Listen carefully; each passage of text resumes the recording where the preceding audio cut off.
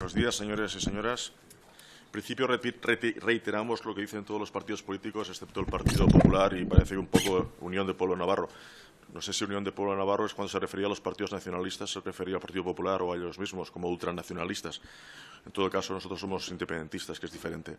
Dicho esto, yo no sé si es legal o no es legal, pero es de una baja calidad democrática pues que un ministro esté en funciones o no esté en funciones no comparezca.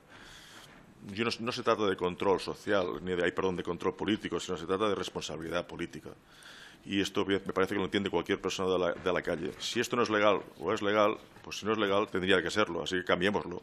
Porque yo no puedo entender de ninguna manera que haciéndose cosas en funciones, porque se hacen cosas o dejan de hacerse cosas en funciones, pues a alguien se le pueda pedir explicaciones por esas cosas que hace. Me parece que es tan elemental que yo no creo que haya nadie fuera de este grupo que hay aquí que no lo entienda. Igual algún letrado, especialista en leyes, quizás sí, pero la gente con sentido común no lo entiende nadie.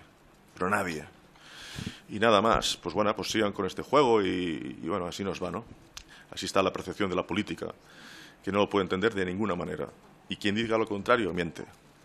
Muchas gracias. Muchas gracias, señor Salvador. Por el Grupo de Ciudadanos, señor Gutiérrez.